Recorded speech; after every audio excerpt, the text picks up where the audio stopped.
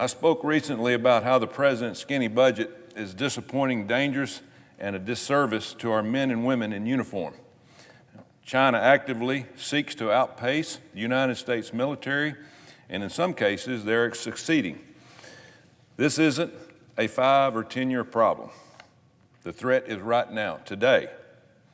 Unfortunately, the military is not the only area facing active challenges by China. Today, I'm going to discuss a few at-risk areas that are critical to the stability of our nation. It's no secret that the Chinese Communist Party, or CCP, wants to replace the U.S. as the world's top power. The American people need to be aware of how the Chinese Communist Party is coming after us, not just with missiles and military might, but with plans to subdue the American spirit. The repressive CCP uses economic espionage to advance its agenda to weaken our arsenal of democracy. A significant part of what has made the United States a global powerhouse is the strength and resilience of our private sector companies. Whether it's in the technology, healthcare, or energy sectors, American innovation is unrivaled. It's what made us the great economy and the greatest economy in the history of the world. China's leaders know this, but rather than go head-to-head in honest competition, they've settled for stealing our intellectual property. Chinese businesses, at the instruction of their government, lure American companies in. They offer cheap labor. They promise an exchange of ideas, but they really want to steal our valuable intellectual property. As President Trump's Director of National Intelligence, John Ratcliffe, said, China's strategy is to rob, replicate, and replace. China robs American companies of their intellectual property. They replicate our technology, and then China replaces U.S. firms in the global marketplace. This theft isn't exclusive to just one industry. They'll go after whatever they can to get their hands on. Wind turbines, airplane designs, underwater drones, chemicals, or artificial intelligence technology. According to the Department of Justice, between 2011 and 2018, more than 90% of the department's foreign economic espionage cases involve China. By stealing this critical knowledge, the Chinese have given themselves leg up on other nations. They are using it to expand their military and economic power.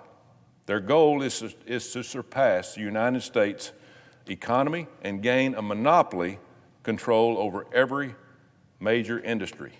We cannot allow that to succeed. Even more alarming is what China is doing from within our own universities.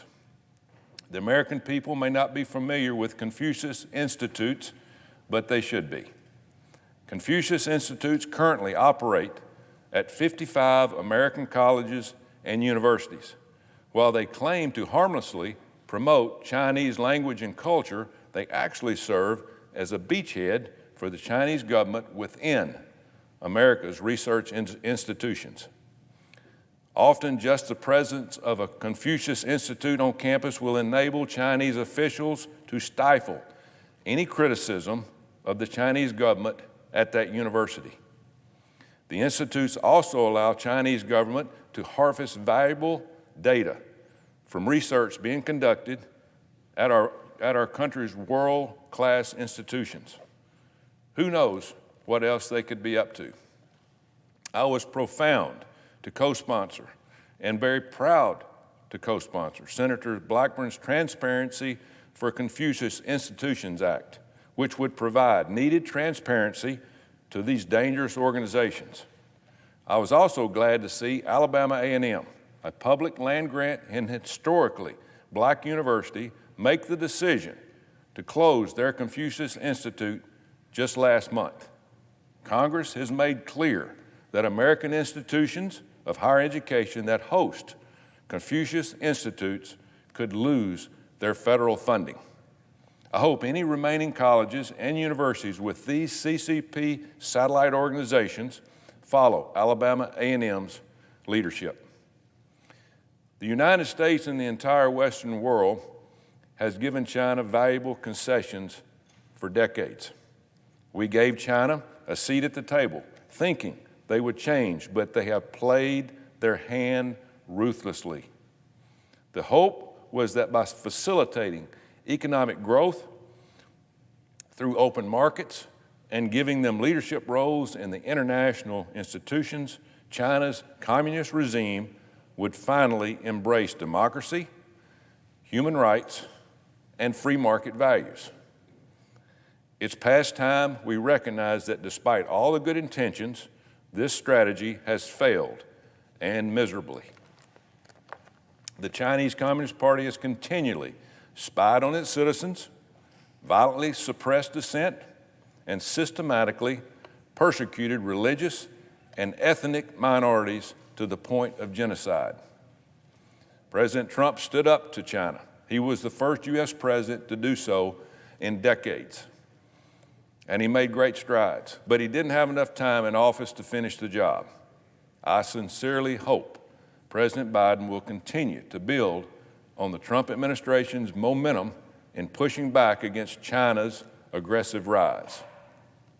The U.S. must address the challenges posed by China. I've shared a lot of concerns today, but I'm not one to offer criticism without a common sense solution. Here's one common sense step Congress can take immediately. The TSP, or Thrift Savings Plan, is the 401k style investment plan that over 6 million federal and government employees, both military and civilian, use for their retirement plan. The plan manages more than $700 billion in assets. Back in 2017, the board that governs the TSP decided to invest billions in companies with direct ties to the Chinese Communist Party. They wanted to send government employee dollars, the retirement savings of our military and civilian public servants, to Chinese companies, including mine and everybody here in Congress. Companies tied to a government that openly committed genocide against its own people. Well, with me, that dog doesn't hunt. Thankfully, President Trump put a stop to that plan before it was implemented. But now, with President Biden in the White House, the board could decide to push through this decision. We need congressional action to make President Trump's decision with this thrift plan permanent. I bet if you ask the folks who work in these buildings or who served in the U.S. overseas, if they want their retirement savings going to Chinese companies, you'd hear a loud no. I'll be offering a solution on this tomorrow to protect our national security and safeguard the retirements of those who have served our country with honor and distinction.